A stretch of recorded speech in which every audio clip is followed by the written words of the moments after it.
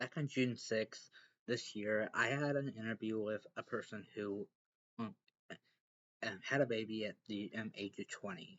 But we got their side of the story, but what about the child's? Today I interviewed the child of that woman. We're gonna talk about what her life was like, how did she grow up? What was it like having a 30-year-old mom at the age of 10? It's unusual. Let's talk about it. Let's hear her side of the story. If you want to see more of my videos, subscribe, check out my Spotify, and I really would love to hear about some of your thoughts on interviews. Thanks for saying yes to doing this. I'm glad you're interested in talking with me. Of course.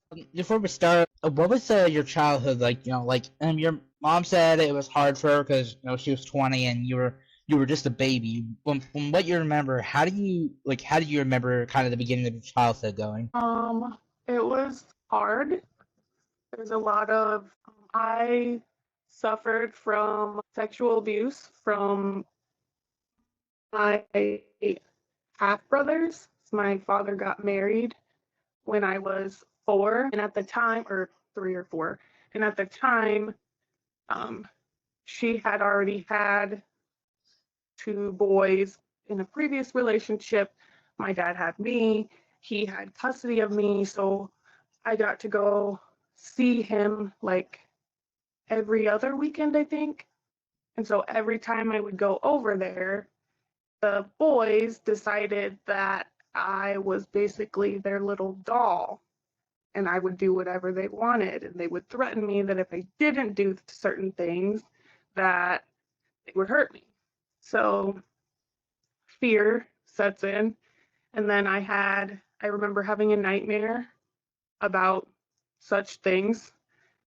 I told my mom, and what happened after that was she like freaked out because no 4-year-old should be having dreams about being, well, in the dream I was being touched with a wire hanger.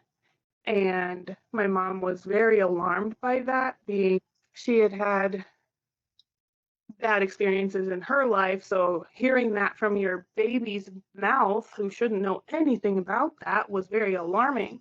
So she took me to the doctor to see if I was okay, if you could see any evidence of that, of anything going on. And nothing came of it, that I was okay. So she was like, okay, but this is alarming enough that we're not going to see your dad anymore. We're not going to go over there because obviously he's not paying attention. I didn't have my own room. The boys did. They shared a room in the house, and I slept in the living room. And then when I would go back home, I had my own room. I had all my toys and all my things, so it was completely different. So, and throughout my life, when I'm at home with my mom, that's home. And I was expected kind of to be more adult than I really was, even as a child. Um, when I was young, if I would ask a question, she would just answer it. Whether or not she would just try to answer it in the like dumbest way, like trying to dumb it down as much as possible, um, so that I could understand as much as was age appropriate, if that makes sense. Get what you mean, yeah. So, like, depending on how old I was, things would change. She would tell me stories about things because sometimes I would ask about my dad or about her when she was a kid. She would tell me, and um, and that's how I knew about the world, was how she explained it. And when I was really young, we moved around a lot. So I was in and out of schools. So that's a lot. It's a big deal, like having to make new friends every year. Oh, and changing your house all the time, having to like redesign your bedroom all the time, which is kind of fun. But kids really do need stability. And I only had very little amounts. The only stable thing in my life was my mom. And now that I'm an adult who has my own kids, I'm realizing that my mom was just doing what she could because it's hard. I'm almost 30. I'll be 30 next month and I have 2 children. I'm married, have a degree with my husband. Well, my degree's not with my husband, but I'm with my husband. We parent together, and I tell him all the time, I have no idea how my mom survived because there's no way I could do this by myself. I mean, now I have 2, but even with just the one, I was losing my mind because I don't know what to do. Like, I watched, and growing up with just my mom, I just figured it out. I was very intelligent as a young kid. So you get a new babysitter and you just learn their quirks. You learn what they want, you learn what makes them happy, you learn what you can and can't do, and you do whatever you can to make sure that they think that you're a good kid and so you don't get in trouble. Because if they say you were bad, you get home and you're punished. And my mom spanked me a lot. I was grounded a lot. Like, I was always in trouble. And then when I was um, 14 or in my teenage years, things got a little different. Kind of it was like 6th grade-ish. She got a certain boyfriend or a new boyfriend, and I find friends, and then I was trying to like push my limits a little bit to try to like sweeten the deal with mom's boyfriend, like, hey, I've been really good today. You let me go hang out with my friends outside. I'm just gonna walk a couple blocks, do that, and then mom comes home and she's like, or calls him, where's she at? You can't let her go. You don't know who this is. She can't be like that. And she freaked out. So then they come pick me up, and I was having fun. I was having a good time. Come pick me up, and I'm in trouble because I wanted to hang out with friends. So your mom was kind of the villain back then. So. Yes, most of my life. She was. I mean, every parent really is the villain when you're a teenager because you think you know more than them. But I wasn't really a teenager yet. I was like 12, and now my mom says that's like the worst age to parent. I felt like I'd been treated like an adult almost all my childhood. So like, you're gonna treat me like that. I mean, I was being told to clean and clean up after myself, and I was helping my mom pack boxes to move, and like I was doing pretty much most adult things. I mean, other than I didn't cook for myself at the time when I was young. But then once my mom got remarried, um, then it was more evident that I was in a adult predicament even though I was a child. Mm-hmm. So most of my life, my mom was a waitress or a bartender. Yeah. Because that's what she's good at. She's good at talking to people and joking. She's hilarious. She's good to talk to, a little sarcastic, but not in a bad way. She knew how to work the system. Yeah, she could really, I mean, she could make friends with anybody. If she really wanted to, she could do it. She was a bartender and a waitress. She could make good money doing those jobs because of how good she was at her job. And she knew it from being a little kid. I mean, she started at like 3. So super easy for her. So I grew up knowing of my mom and of my dad, but I never really spent a whole lot of time with them. I mean, my dad, I just heard awful, mean stories that he beat my mother up and that he was mean and that he did drugs and he chose to do that instead of be a father to me. And that kind of put this thing on me that why wasn't I good enough to not do the drugs? Why what do I need to do to make it so that I am good enough? And then with my mom, like, I could see that she was struggling, not really young, but you could see little bits. And then the older you get, the more you start to sense and feel and hear and understand what's going on. And I could tell things were not okay. And we'd talk about it. And sometimes she would complain about money, like, no, we can't afford that, or no, we can't do that because we don't have money or whatever. So I was like, okay. So then you're in that mindset, like, so I need to do this and we can't do this stuff, and so I can't ask for anything, and I can't, so I didn't ask, or I tried to not ask for things. And then, like, and I was very scared of my mom. I honestly still am. She's very scary. A little less now because I'm an adult and we've been there, done that. Yep. But I think every kid my age has someone that they're scared of like that.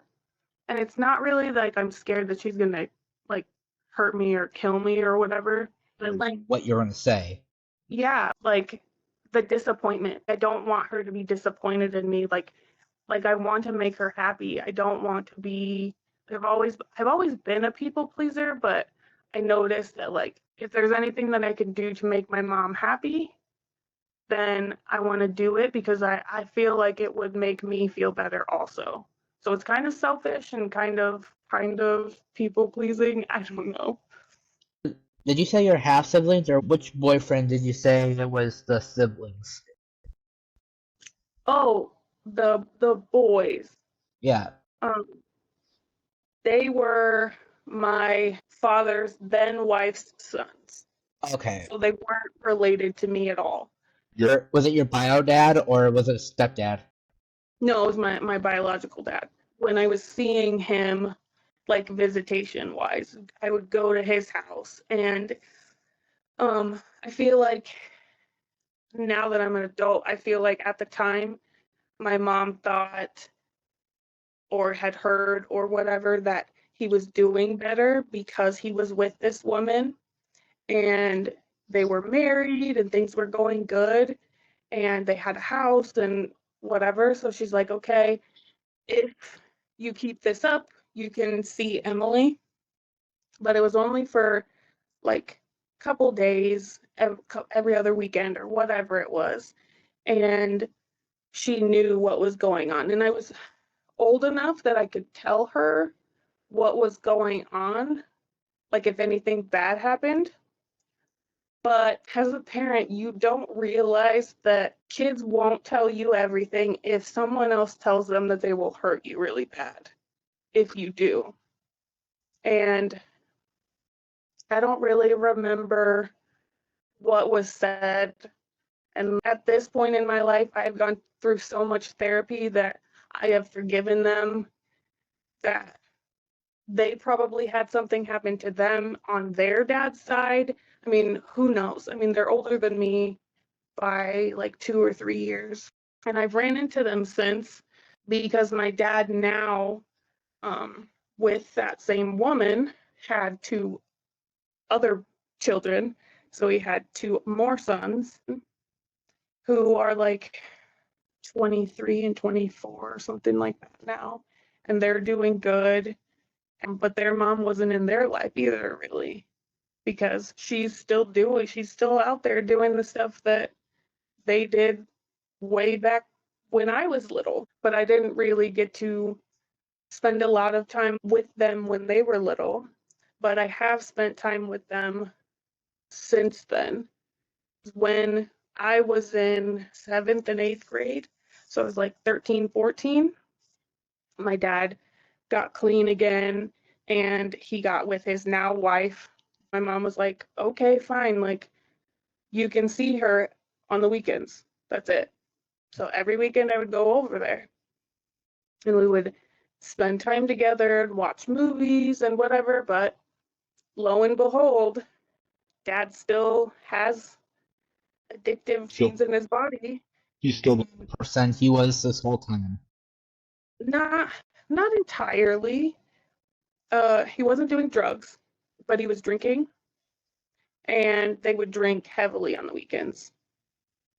They would drive drunk with us in the car, and I was old enough that I knew what was going on, and it was just kind of disappointing. Like the very first weekend, it's like a big to-do. Like, oh, Emily, we missed you so much. I love you so much, honey. I've missed you.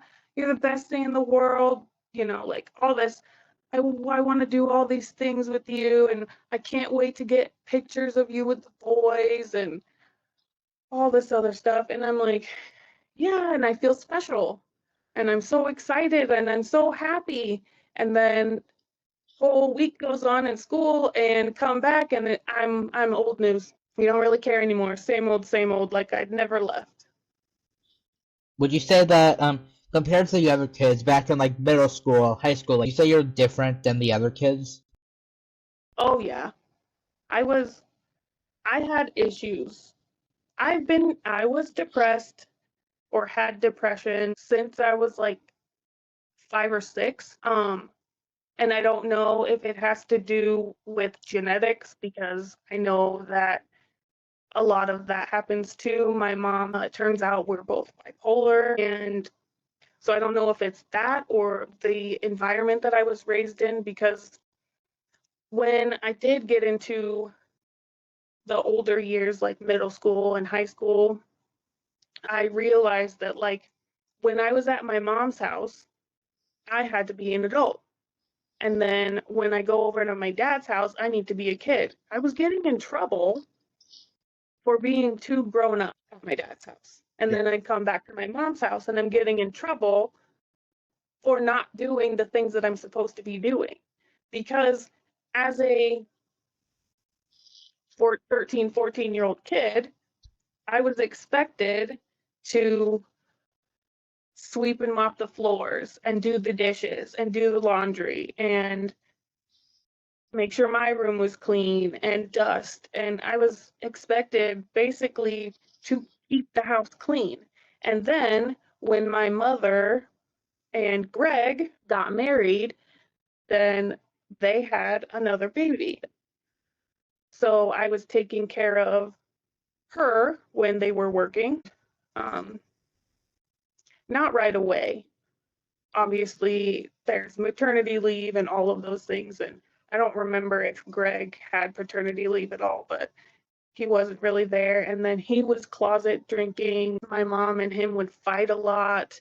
And I was just like, I was over it. I was so, like, I was just like, I'm done. Like, I'm an adult. I need to get out. Like, we just, You left your home? no, no, no. I wanted to. I was just annoyed with life because I'm like, I do everything. Like, I remember this one time I got in trouble for yelling at my stepdad because I had been cleaning all day. I go to school all day, wake up at the butt crack of dawn because I had to ride the city bus to school. Um, so get up early, walk to the bus stop, go downtown, which now I wouldn't even let my mother go downtown Des Moines by herself. Um, and all the things that happen at school and all your whole day, and then come home, have to walk like the bus coming home from school my freshman year, I had to walk like 10 or 12 blocks from the bus stop where it dropped me off after school to our house, unless I waited an hour downtown for a different bus that would drive me where it picks me up in the morning, which I got in trouble for. So you were kind of forced to. I was pretty much forced tons and tons of blocks uh, after school, walk home, and then when I get home, it was my responsibility. I needed to get my homework done, and then I needed to do my chores, which was clean the floor. I had to take care of we had 2 dogs at the time. I had to take care of them, make sure they go outside, stuff like that, because Greg at the time, he worked at a normal like 8 to 3 or 9 to 5. I don't know. It was a weird timing. He was a manager of a grocery store. Yeah. So he was up normal hours, but my mom was still a waitress. So she went to work shortly before I got out of school or got home because I was walking, especially like in the summertime. It's hot. It's going to take me a while because I'm going uphill on some of these places. So, like, it was very exhausting. And then we moved and bought a house, and that was better. And then my mom, we got to our new house, and that was fine. And I think, can't remember, don't think I rode the bus anymore. I can't remember. I didn't end up getting my license until I was 17. You didn't want to drive. Oh, I just had no interest. I didn't want to. I didn't care. I don't blame you. Like, I didn't at the time. It's not like, well, because my mom wouldn't let me go anywhere. So I was like, if I get my license, it's just going to be so that I can go down to the corner store and buy my mom whatever she wants and bring it home or school and back.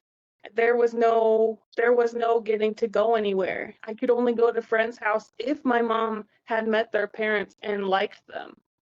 What about getting the job? Like, did you ever, or what, when did you get, like, because probably every teen has somewhat of, like, a part-time job. Did you ever get that, or?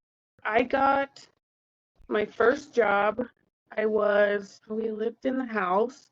My mom worked for a catering company, Taste to Go, Yeah. and I don't know anything about it really, but my mom was like, "You're gonna come to work with me for this wedding or whatever it was." And I was like, "Okay." So we put on our black clothes and we went and worked for a catering company. And she knew that I knew what to do. She knew I knew how to follow directions, and I was in high school, probably sophomore. Yeah. And that was fun, but those jobs were very few in between. Like it was very like sporadic when they would have jobs, especially big jobs that needed that many people, and that I wasn't really the person that they were going to call or want to have on every thing or every job. Um, but I think my mom was just getting my foot in the door to have a job, and because they liked her work ethic, they thought that I would have the same, which I do. So I think that did work in their favor. And then Taste bought or took over, I have no idea how it really went, took over the cafeteria part of the Science Center. So then I went through all of that, like interviewing and stuff for that part of the job. I really didn't have to interview or anything like that for the job because they were like, we need people. And I was a teenager and they knew the workaround. They knew I was a good worker. They knew that I could do it. So um, I did. And then on my 16th birthday, I got a car. It was Greg's old car. He needed a new one. They were trading them in or something like that. So then I did get a car. I love this car. This is the car that I learned to drive on. I called him Buck because he reminded me of the movie Buck, which was loud, clunky, big, jolly, goofy uncle or Uncle Buck. It reminds me of that movie. It's very, very quirky car, and I loved it. Greg hit a car, like rear-ended a car when we were in it, and so it was a maroon car, and he rear-ended the person in front of us because they stopped for deer, and so we had to get a new hood.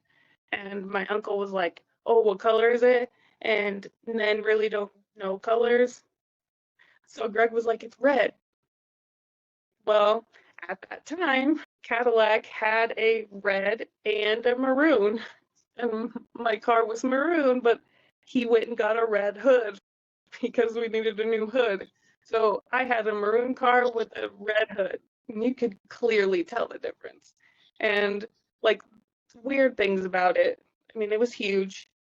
It guzzled gas like nobody's business. And the left turn signal didn't work. Like I had to manually click, click, click just to do the turn signal. It was very quirky and it had personality. It's my first car. So then my mom got pregnant with Ginger. So I would run down to the Hy-Vee or the Fairway, I think we lived by, and get her chocolate or whatever she was craving. I would pick up Vivian after school because she went to a daycare. So I would pick her up from daycare and bring her home, then feed her. I'd make her food, and I took care on the weekends. My mom slept, especially Sundays, because that was a big thing, especially when I was little. Sundays were the only day that I could see my mom. So then when I turned to an adult, not adult, teenager and have two smaller children, it was my responsibility because I didn't really want to hang out with my mom and she was pregnant, so I really don't want to hang out with her. So it almost was my responsibility to wake up with Vivian and take care of her. I remember every Sunday I would make pancakes every week, and I would put cereal in it, and I would give it to her, and we'd watch movies and read books and play, and I would take pictures with her. Like she was my little baby doll. And her and I got really close. It doesn't help that she looks exactly like me. And so when she's little, she's so cute, and I would watch her, take care of her. I just wanted to do whatever she wanted. Whatever she needed, I wanted to take care of her. And then around that time in our lives, they were fighting a lot, and Greg was binge drinking again. And when people get drunk, they say really stupid stuff. And he would tell my mom to her face that he hadn't been drinking, which is one of the silliest things you could do in the entire life, to tell a woman to her face that you haven't drank, because she can smell it, especially my mom. She could smell what you ate last week. I mean, you can't hide anything from her. And he would lie to her that he hadn't been smoking or something just ridiculous. So then they would get into fights and he would get violent. And so I remember a time where he threw something, like an end table or whatever. I don't know if it was at my mom or just throwing it to be mad or whatever. But Vivian was crawling or walking around the floor, listen to all of this fighting. And I was up in my room and I was scared. If something bad happens to Vivian, I was going to be so mad. And I remember my mom and we went to a gig, both of us, which was fun. Probably another wedding. They're always fun. And we come home and we have baby gates up because we had baby. And my mom is still pregnant. And I come home, walk over the gate to set my stuff down or whatever. And Vivian was at the gate when we walked in the door.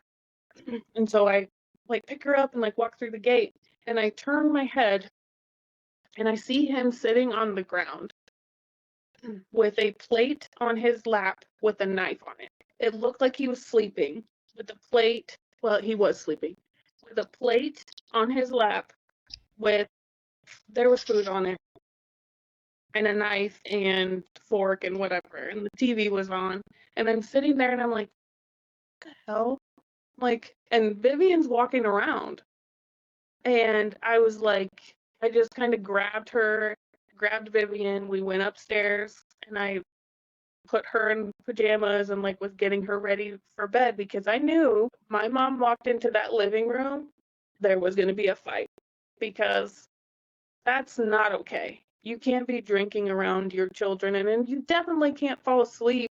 I mean, she was walking around the at the time our house was it had kind of an open floor plan. The dining room and the living room and then our like foyer that we had were pretty open, and but we did have a gate on that wall or on that door, so she couldn't get into the kitchen, which was nice. And then there's a door on the other side of, so we had we had stairs that went upstairs both ways. So we had the gate on one side of the stairs, and then there was a door on the other side. So she was safe that way. She couldn't get up and downstairs, which is nice, but there were big pieces of furniture that she could try to climb on and pull on herself. Coming home and seeing that she was still up for one, like 1 years old or 1.5, because it was late. I mean, caterings don't go till 7:30. You usually start at 7:30, if not it was 6 or whatever, and then go till like 11:30 midnight, sometimes till the early morning. So we get home and we're like, what the hell? She should be asleep. So I take her up, try to get her in bed, and I was pretty good about getting her to sleep if she wasn't comfortable or whatever with falling asleep. Sometimes I would take her into my room and lay in my bed with her and read to her, sing to her, whatever. But I wanted to keep her upstairs so that she was out of the way of the fighting because I knew that hearing it would scare her or being around it would scare her. So take her up, distract her, and stay out of it myself. And it's very stressful, and I just kind of gotten to the point when I was a teenager. I was just like, I'm done. Like I'm ready to graduate and leave, and I never want to see them again because of how stressful it was. And like over the course of my life, my mom's had a few boyfriends that we've lived with, and they're not all bad. I mean, they're not all great either, obviously, but they weren't the one. She was very good about, like, when she would go on dates with men, she was very good about not letting them meet me until she knew that it was serious, that it was worth me meeting them. Because me meeting them, I don't know, it changes things. Like, they knew about me, and I'm sure she talked about me, but when you're a child, not that they could ever like replace dad, but like coming into your life, this is a new person that your mom trusts.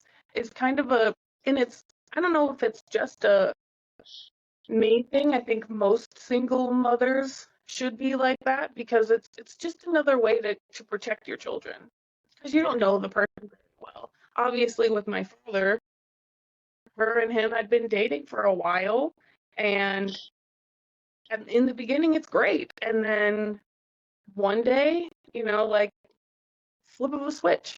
And so she kept it safe in the way that she didn't want these people to meet me and hang out with me and then find out that they're like awful and pedophiles or whatever. I mean, not that any of them were. My mom was very attractive when she was young. I mean, she's still beautiful, but like I don't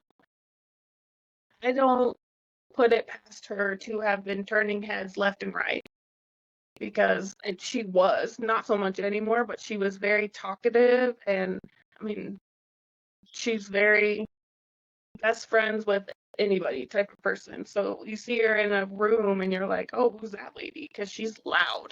She won't shut up. So I don't put that past her. But that was one of the things that I learned from my mother. That like to be safe, you need to keep the people around you at a distance until you know that they're safe. Was there ever a time in your life where, like, when you were a teenager, when you had boyfriends, was there ever a time in your life where you were afraid of, becoming pregnant at a young age, like your mom? I never really went on dates with people because, again, my mother wouldn't let me hang out with people until she knew their parents. And sometimes that wouldn't even go well. So I was like, if we're dating, we're not really dating. Like, we're not going places because my mom is a hard ass. We're not going anywhere. You're platonic friends. Pretty much. That, like, we can talk to each other and I could love you or whatever, and we'll hang out at school or whatever. And if we go places, be like a double date, or I'll sneak, say that I'm going with a friend. Like, it was very sneaky. I had to be sneaky to do things that I wanted to do because I knew my mom would say no. And I was very adamant about not being young mom. Not so much a young mom, because I was technically a young mom, but a single mom. I was very adamant about loving the person that I'm with, them being the right person to have kids with. So I was going to wait as long as possible to even lose my virginity. The first guy that I had sex with, we had the same thoughts. We were friends before, and he knew about my mom and my background because we were dating, or we had dated, and he knew about my sisters, and like we talked about all that stuff. And so he was scared of getting a girl pregnant super young too. So he's like, I don't know what I want to do, and I didn't know what I wanted to do when I grew up. So I was like, I don't want to screw it up now. So like, and then when I was a junior, I think my mom took me into a clinic to get birth control because I was going to be going off to college soon. And that was when she found out that I had lost my virginity because I was in the room and they had done the testing stuff to make sure that I wasn't pregnant. I didn't have any diseases or whatever. I come out to the waiting room to tell my mom what the next step was, and told her, and my mom was like, they don't do that stuff unless you've had sex before. And she's like, so who did you have sex with? And I was like, oh, shoot. Like, in public, out in front of random people. I was like, this was not the time. And then she wanted me to get an IUD so it would last throughout college, or at least most of college, so that we wouldn't have any mistakes. But that didn't work out, so I got the implant on instead, which lasted 3 years, which was fine. Even in the beginning of college, if I don't love you and I don't think you love me enough, and I don't think we're aligning like future wise, then we're not unsafely doing anything. You can go back, turn around, put the doors over there. I was like, no thanks. And then I met my now husband. We actually met online. Um, I was kind of bored. Well, I've never really been a party girl. Wasn't invited to any. I only had a very small group of friends. So then I get in college and I was like, man, this stuff sucks. I'm like, why do people do this? Why do you drink? One, it tastes awful. Two, you feel awful afterwards. So what is the point? Like, I'd rather just go to a club and just dance because that's fun. And then I met a friend and they were like, why don't you go online? And we were in middle school. She was meeting guys on my yearbook. That's what it was called back then. And getting into college, I remembered because you only meet some people. I went to UNI. We were in the dorms. normal college experience. And I'm like, I disdain everybody here because I'm like, you don't know anything.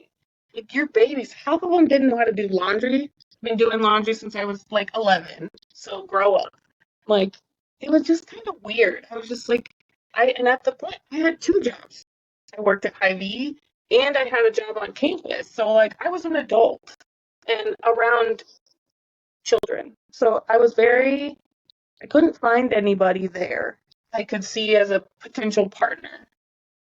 So I went online, and then kind of dating online is just kind of like a cesspool for not great people. So then you find people that only want to have sex or only want friends with benefits and things like that. And it's very depressing. And like I did that stuff for a while, and you meet people and like figure it out, but you're like, ew. And then I got off it for a while and I was like, you know what? I'm done. I dated a guy when we first moved to Waterloo, and I liked him a lot, but I knew that I just wasn't The right I person. wasn't I wasn't ready to settle down. So I was like, no, I like you, like whatever, we stayed in contact, no big deal. And then that happened a few more times, and then I met Luke, super weird, one of the most awkward people I've ever met in my life online, which is hard to do, let's be honest with each other. And I had posted a stupid, like, picture of, like, a Cuddle Buddy application and got no reactions, no comments, no nothing for years. And it was in, like, my pictures. And he messaged me and said, is that still available?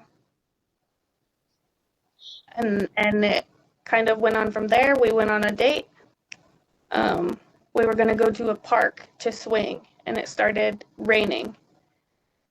And then we talked about the same things, and I was like, okay, this is cool. It was kind of boring, but it was cool. And then he took me home, and then after that, we didn't talk for a year. I went on, met other guys. He went back to his girlfriend, like, and then a year later, we met again.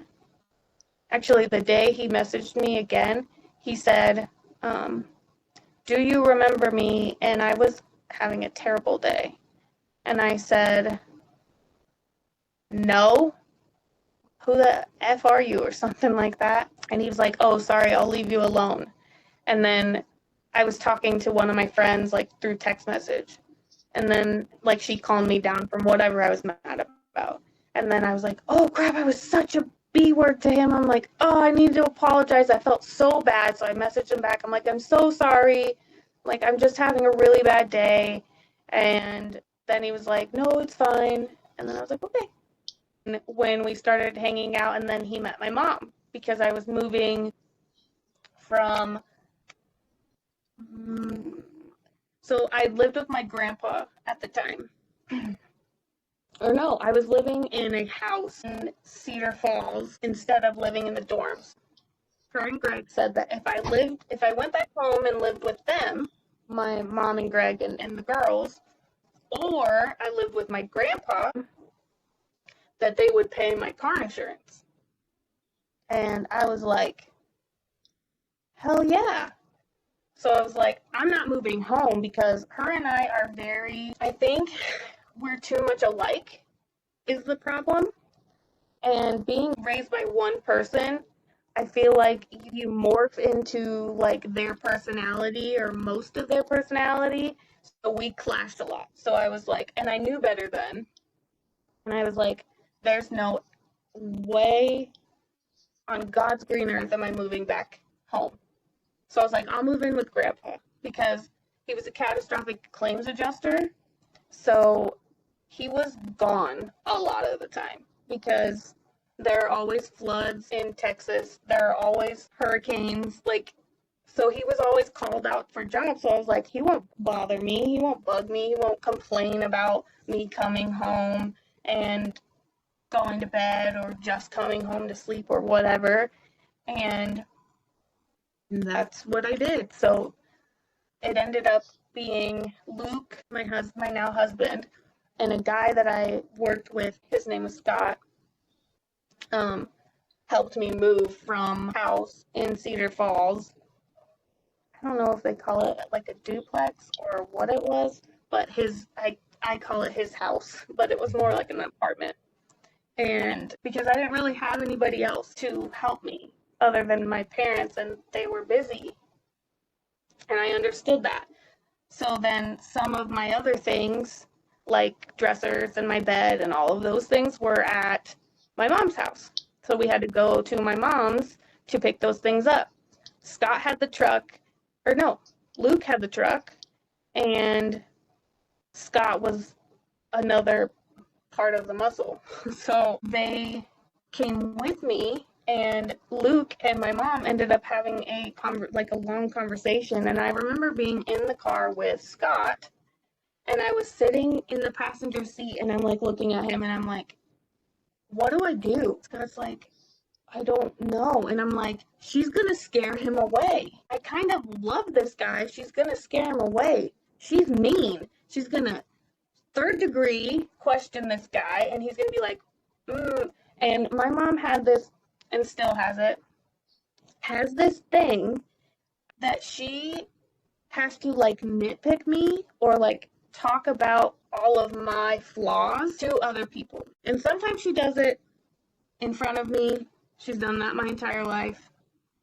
But I didn't realize she does it behind my back too, because she was kind of doing that to him, and she has done it since then. That, like, Emily starts to be a real brat around her birthday, and just weird things like that. And I'm like, what? Because she does it to, like, even my best friend Leah, who she actually introduced me to, because my mom and her mom used to work together. So that at the time, I'm like, what the hell do I do? Like, I'm so scared. So I'm like, he's gonna leave, and like he's not gonna want to date me anymore. It obviously didn't scare him off too bad. I told him one of my only, which I'm very traditional, so I told him, I want you to ask, like, if you're going to propose to me, I want you to ask permission first. Since I don't really have a dad in my life, you can't ask him, because that's traditionally what you do. You would have to ask my mom. And lo and behold, my husband did. He went and asked my mom if it was okay. And she said yes, and he proposed. And that was kind of cool. We've now been together for 5 years. My mom and I, we don't always see eye to eye, but I think it's easier now that I'm an adult. I'm working on my own mental health. I realize where my flaws are and where this is all coming from, kind of where she was misled in her upbringing, because now that I look at it in the sense of being a parent, her not getting like assistance or anything like that when I was young seems kind of silly. There comes a point, like, yeah, you don't want to disappoint your parents, but they're not helping. My grandma wasn't there to watch me. My grandma wasn't there to bring food so that we could eat. My grandma and grandpa wasn't helping pay for childcare. So, like, who gives a crap if you're getting or food stamps? Or, like, she was working 2-3 jobs just to help us survive, and that wasn't even doing a lot. Like, they didn't help find me when my dad would quote unquote steal me when I was little. Yeah. Like, they didn't care. Like, basically, from what I heard, and I may be wrong, because she used to tell me stories about all of it when I was young, I'm pretty sure they just kind of were like, oh, you're pregnant? Okay, good luck. Don't ask me for any help. And that was it. So if you need something, I remember the day she came to tell me that she was pregnant with Ginger. I was laying on my bed, probably texting on my phone when I was supposed to be doing homework, because that's the kind of kid I was. And she comes to my doorway, which is weird because she never just stopped. I could never close my door. There was no boundaries between us. So she just came to my door and she stopped. And she was like, Emily. And I was like, yeah. She's like, you're going to be a big sister. And I looked at her like, are you stupid? I'm already a big sister. And she goes, no, again. And I could see Greg and I could hear him in the background, like talking to somebody on the phone. And I just looked at her face and I could tell she was upset. And I got up off my bed and I walked to her and I gave her a hug because I knew that that's what she wanted. That's what she needed. Because I knew she didn't want this next baby. They weren't planning it. It was an accident. And that says nothing about Ginger. It says everything about their relationship at the time because they were not meant to be together. And that was okay. But I think it was a godsend because they had each other. Vivian and Ginger, now they're probably not feeling like they are because they're getting to the teenage years. So they fight and whatever siblings do, which I wouldn't know. I have siblings, but never really spend any time with them. And like the only ones that I grew up with were ones that I could have had myself. So, because I remember talking to my friends in high school after Vivian, I would complain about having to take care of her all the time. And we'd go places and people would look at me, like give me snooty looks. They thought you were the mom. Yeah, even if my mom was there, they would think I was the mom. And I'm like, no. So I would like joke with my friends in school, like I'm a virgin teenage mother. It's like I don't even get to have the fun stuff. But I'm a teenager that has this baby I gotta deal with all the time, screaming in the middle of the night and feeding her. And I mean, she was so damn cute. You couldn't really be that mad. And they fight all the time because they're girls and they live in the same house. But I know that they were each other's best friends when they were little. They got to grow up together and they knew that they always had each other. Even if mom and dad weren't happy and they weren't together or whatever, they always had each other and they always had me. And when Greg and my mom broke up, I told both of them, I don't care what you do after this, like outside of this marriage, I'm okay with it. The only thing I care about is the girls. If you do anything that hurts the girls, that's when it's a big deal. That's when mine and your relationship will be different. And obviously one of them took that seriously, the other one didn't. Because I know my mom would never do anything to hurt the girls. Or we have pretty candid conversations about the girls and our lives now, but it is still a little weird. She's a parent, a parental figure. I remember talking when me and your mom did like the interview. She talked about that your bio dad kind of tried to sabotage everything. Like he after like, can you talk about that? Like what was your take on it? I'm not okay. So from what I have been told from my mother, he would like call her jobs and like basically harass them, like harass her through their phone lines, which is a different thing. So back then you didn't have cell phones really, and I think at the time my mom, she could have had a safe cell, but I don't think she did, like when I was little. So there was really only two phones he could contact her on, and that was our house phone and work. So he would call her work and harass the people and ask like when she was going to be there, when she was working, where did she go after she left, and if she wasn't there, then he would call back later. And I know that like people would get mad. And even with school, I remember when I was, I think in first grade, my dad came up to me when I was walking into the school building. I think somebody else dropped me off to school. I don't remember who it was. Maybe my mom did and was just in a rush to leave, but she dropped me off at school and I was walking into to go to the front door, and my dad comes like almost like a horror movie, but not, because it wasn't scary, but like from like behind a tree, and he's got like a snack cake, like Hostess something, for me, and he gives it to me, and he was like, "Honey, like I miss you so much, and I want to see you, and I want to talk to you more." And he handed me his phone number, and I put it in my lunchbox. He like talked to me for a little bit, and he was like, "You just need to talk to your mom about spending time with us, and she's just mad at me right now, and she's saying all of these bad things, and I'm a good guy, and I love you," and stuff like that. And I just remember crying, bawling, because like that's my dad, and like he's saying all this stuff to me, that he loves me and he misses me, and like I'm torn. I'm like, okay, like I'll put this in my pocket. And got out of school, my mom picked me up, and we got a block from school, and she looked at me and she's like, "Emily, give it here." And I'm like, what are you talking about?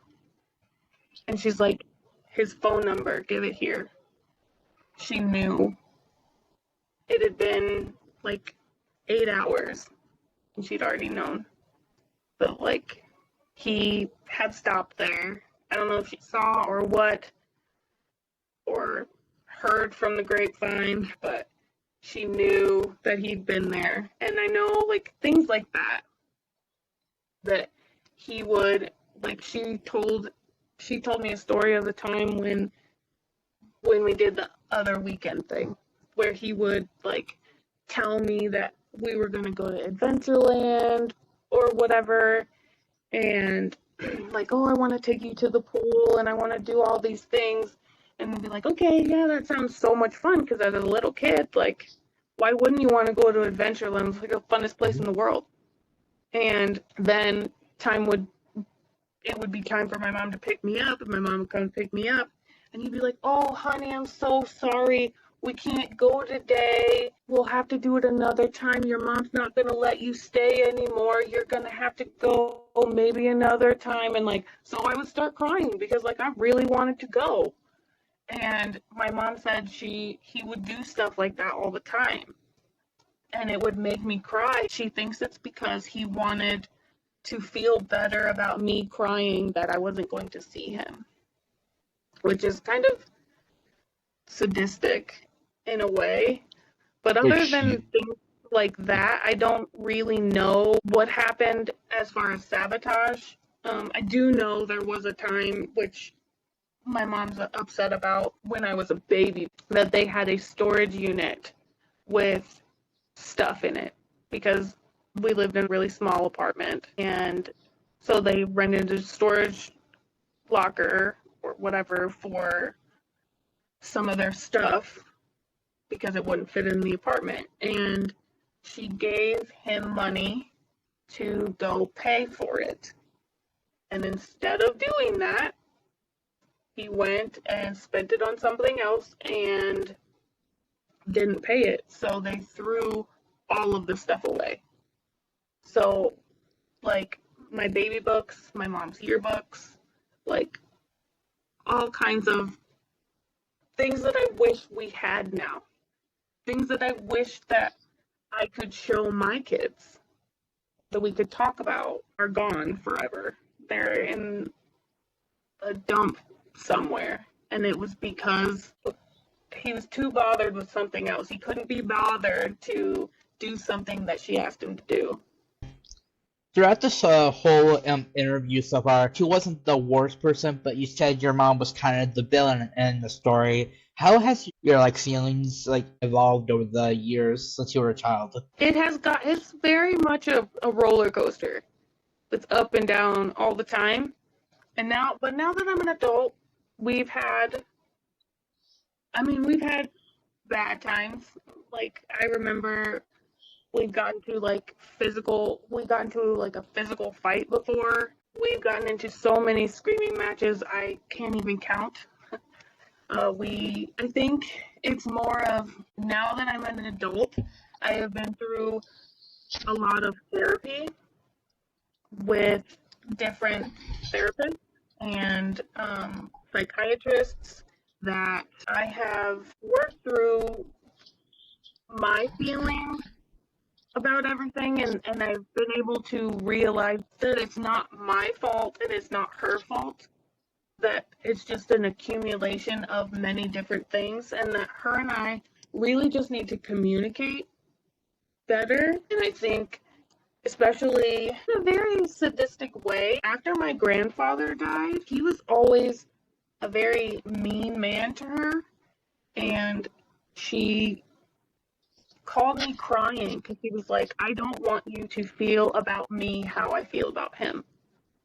Because she didn't care anything. She was like, she didn't want anything to do with him.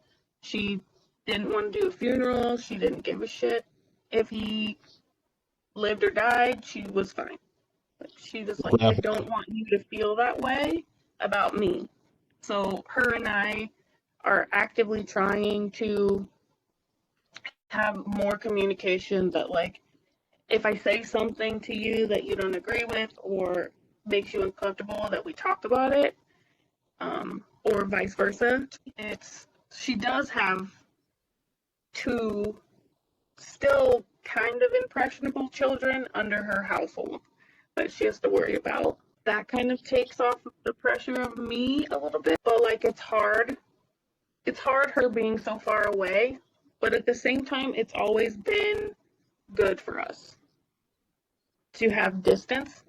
Like, we can't live in the same town. She's a worrywart, and she wants to know what I'm doing all the time, and that I'm not making the wrong decision. I understand it to a certain degree, but I'm an adult and I can make my own choices. I feel like I've made pretty good choices up until now. Had my first baby at 25, which was a lot older than her, so I win. And like, I have a house. I'm 30 years old. I have a degree. I could go to any state and make relatively decent money. I'm actually a stay-at-home mom. Not many people can say they could be a stay-at-home parent, especially in today's economy. And it makes me feel good, and I feel like she knows it when she says that she's proud of me, and she tells me all the time that I'm a good mom. And like, because I talk to her about stuff, I'm like, was this what I was like? Because with my kids, I'm like, I don't know what I'm doing. Especially right after I had my first, I had a very severe bout of postpartum depression, and so I like talked to my mom about it, and I'm like, what do I do? Like, I don't know how to cope with this. I don't know what's going on. And she was like, it's okay. Like, it'll go away. Maybe you should see this person or talk to this person. Like, make sure you're eating this. And then she would like talk to Luke and reach out to him, like, hey, how's she doing? Or ask how.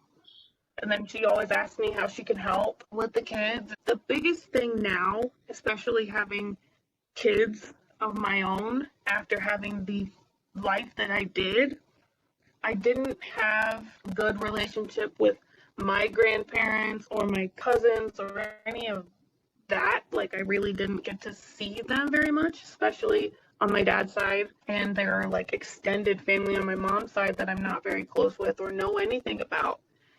But the biggest thing now that I'm a parent, I'm like, if I invite you to something, tell you about something that's going on in my life, it's because I want you to be in their lives. I want them to know you.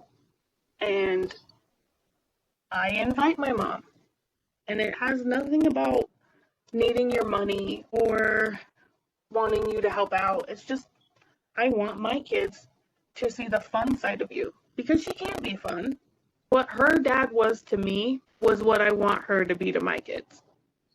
It's like whenever he came around, he would show up and he would take me places and we would just have fun together. Like he would bring me to his house or his mom's house and he would bring me in the kitchen and we would bake pies and we would watch a movie together. Like, and that was fun. It was fun getting to hang out with him because he would take me to a restaurant and he would let me eat dessert before food. He was like, life's too short.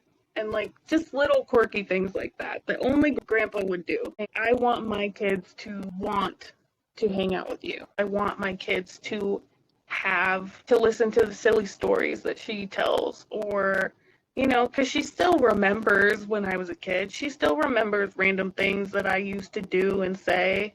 Like my first cuss word was like, oh my damn it, or something like that because she was pushing me through a window to unlock our house, our apartment, because she locked the keys in the car. I don't know. The keys were in the apartment and it was locked and Yeah. we couldn't get in, so she pushed me through a window and I was so chubby that I couldn't fit. Like just silly stories like that.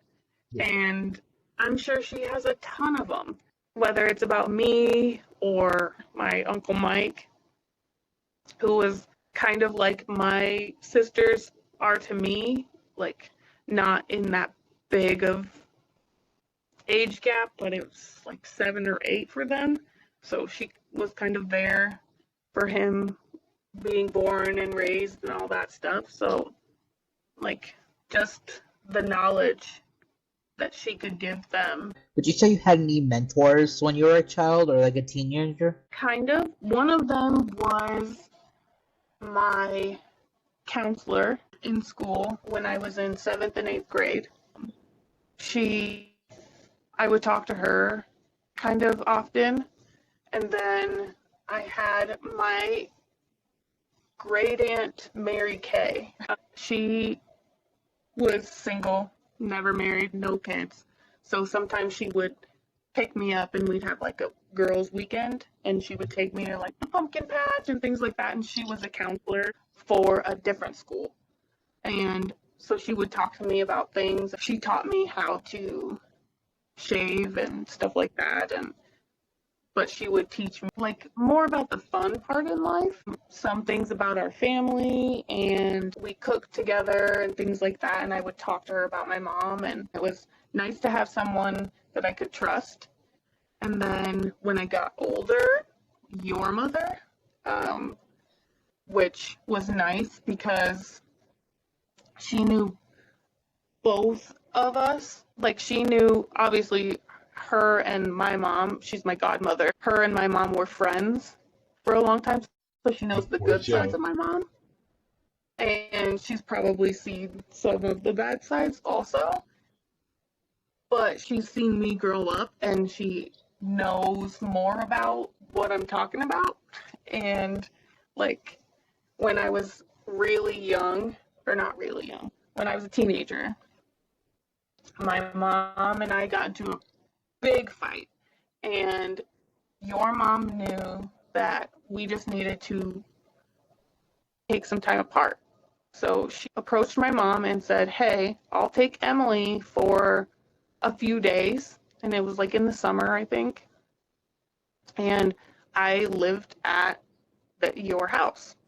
Oh, you And did? I watched. Yeah, I stayed at your house for a few days.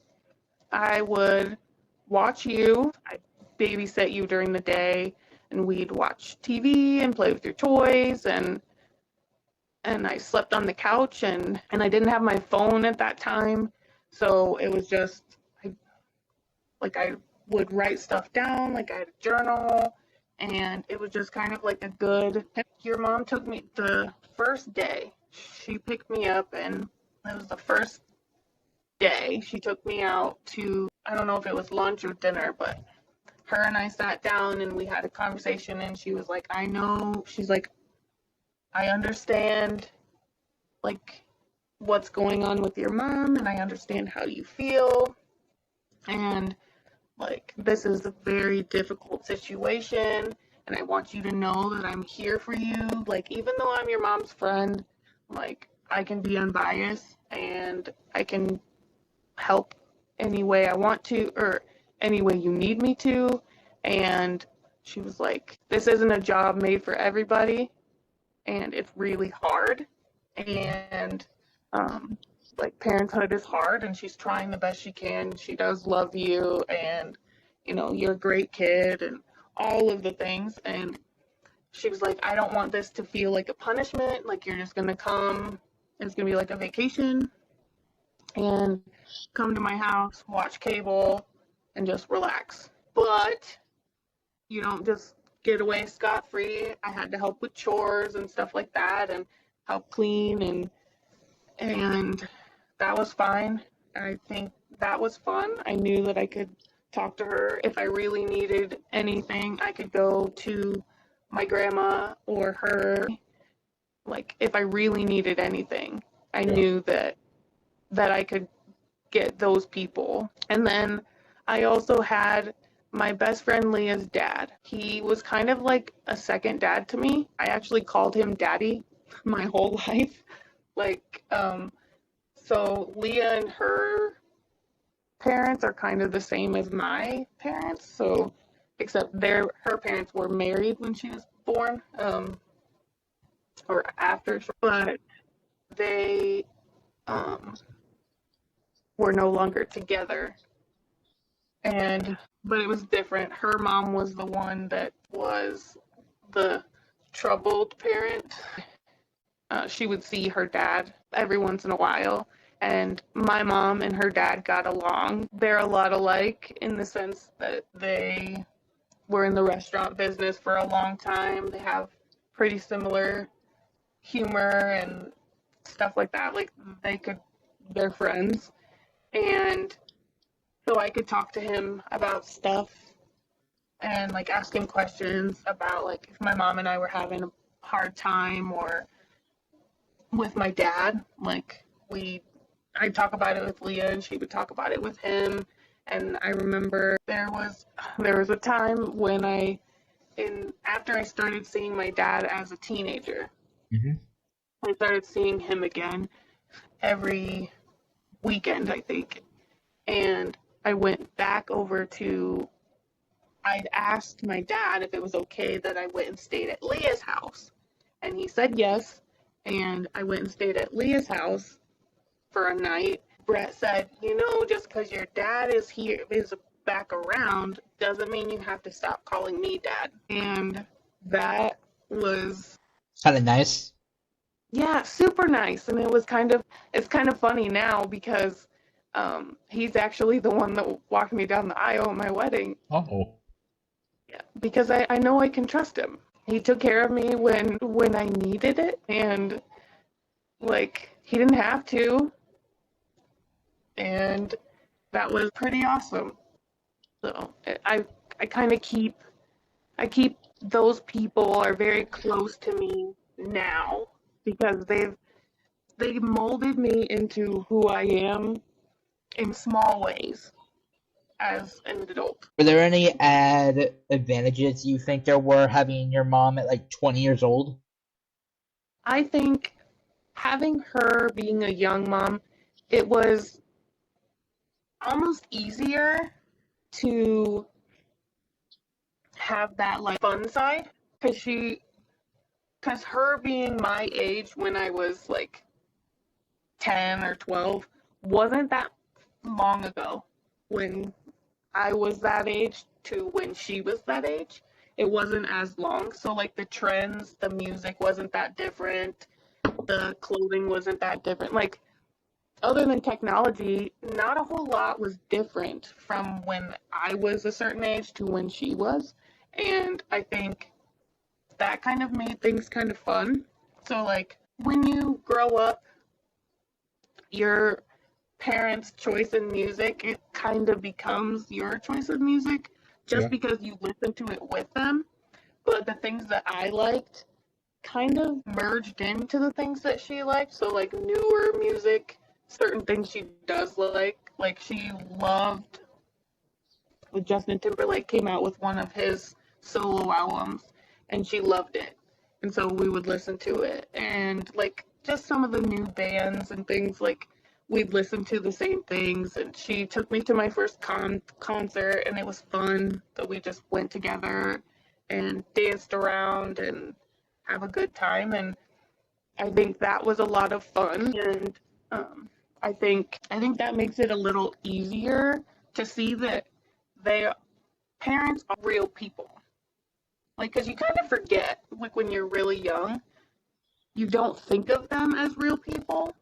You think of them as just like all-knowing beings that are better than you, older and smarter and have everything they want. And like in reality, that's not true. Because my mom used to tell me all the time, you didn't come with a manual. And that no truer words have ever been said. I don't think there's one for parents either.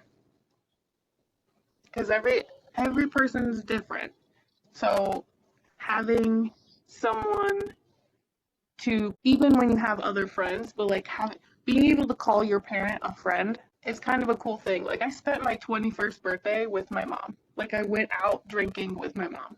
She served me my very first drink. Not a lot of people can say that that's what they would want, you know? Yeah. And like that was cool. Like that was fine for me. Like most people would be like horrified. Your mom went to the club with you? Like, yeah, and it was kind of fun. Like so like we're pretty much, people tell me that I look like her and that I act like her all the time. Might as well be friends. The last question will be, in my interview with your mom, she mentioned that when you were like in high school, middle school, she used to work a lot, so she would try to squeeze in as much time to like hang out with you. Was it the same for you, or how do you remember? That's kind of how I view it too. It wasn't so much my high school years, but throughout most of my childhood, it was kind of that was our thing. Every Sunday, because she didn't work on Sundays, we would have what we used to call like pig out days. So um we would go to the movie store and pick out movies, and then we'd get a bunch of junk food, and we'd lay on the couch and watch movies all day long. So there were days where she would get me out of school early and go get our nails done. And there was one time she got me out of, I feel like she got me out of school early, and we went to a salon and got our hair done, like got my hair curled, and she got a blowout. And then we went to Sears or wherever and got portraits done and like photos taken, and that was fun. And then I remember there was a time also where it was Sundays, we'd go out with a group of her friends, but Renee has her daughter who's like a year older than me. We actually lived together for a while when we were really young, but on Sundays we would go out for lunch or brunch to whatever place. It changed all the time. And then after that, we'd go to the movies. I remember there were times that we would go and we would do like 2 movies in a row with all of us. Like, and it was so much fun. Walk around and get good food and hear my mom laugh and do fun things with her and get to spend time with her and get to see like who she really is. Like, because like you have this vision in your mind of who your mom is, but when they're not in your face and you can't see them, you're like, oh, this is my mom. But then to see her like in action, it's different. So Sundays were big days for me as a kid. Like that was my favorite day. I was wondering, considering we both had like age gaps and our parents, who do you think had it worse, having it older or younger? Just curious about this. Now that I'm a parent, I think I think it's almost easier when you're younger. I wouldn't say it was easy for my mom. No, because now that I'm an adult and have my own kids, I don't think being a parent is ever, it looks fun and it looks cool, but it's hard. Kids are, they're hard. It's a whole stage thing, and being really young, you barely know, like my mom, she was so young, like you barely know who you are.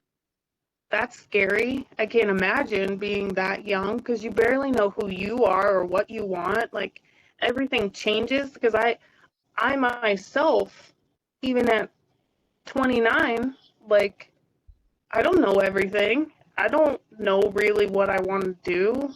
Like I still might change my mind, and like I don't, and everything changes. Every 10 years is different. So like I feel like being an older parent, I feel like your parents knew, I feel like they knew more. Like they knew more about life and the world, and they'd had their time to figure out what they're into and what they like and what they don't like, and all of those worldly things. But I think it was probably still a struggle having a baby because like, well, one, every baby's different. Yeah. So like even my two are completely different. Same parents, same everything, and that goes for everyone. But every child is different. They have their own difficulties. They really know that they wanted to be parents. But my mom, she didn't want to be. She didn't know if she wanted to be a parent before she had me. She didn't think she did, but she wasn't sure yet because she was young. It's a very weird, it's an odd thing. I don't think being a parent is really ever easy for anyone. It just everybody has their own views of what it'll be like because of who your parents are, how your family is, like being open, the way you communicate with each other. Like every family is different. I mean, I have my mom's side of the family and my dad's side of the family, and boy, are they different. And and now that I'm married, I have my mom's side of the family, my dad's side of the family, and now my husband's parents. And like even his parents aren't together. Like he doesn't talk to his dad. And like so, and they're completely different from my mom's side and my dad's side. So every family's different, and everybody raises kids different. It's like I was very shocked because my mom was scared, and rightly so. Um, and he wasn't at all. My husband wasn't at all. And he was the third child. He has two older sisters, and they were basically like, do whatever you want. They were very lackadaisical. My husband never got in trouble. He doesn't remember any time getting in trouble. He was two And shoes. his childhood is what I wanted, like growing up. I just wanted my mom to chill. And like he was raised, they didn't have curfews. He went out and like rode his bike all around town and like, do stupid stuff with, him and his dumb boyfriends, pipe bombs in the cornfields and whatever, things that are illegal now. But I'm like hearing these stories, I'm like, oh my gosh, like that's insane to think about. Before I go, I have this thing for every guest where they get to shout out 10 if they, I mean, sorry, 10 seconds for like they get for like a website, a company, anything. Do you got anything you want to shout out? I guess. No, not really. No? I'm a stay-at-home mom, so we really don't do a whole lot. I don't. No, it's fine. Yeah. It was like I said before. It was great talking to you. Thanks for saying yes to coming on. And I'd love to talk again if anything.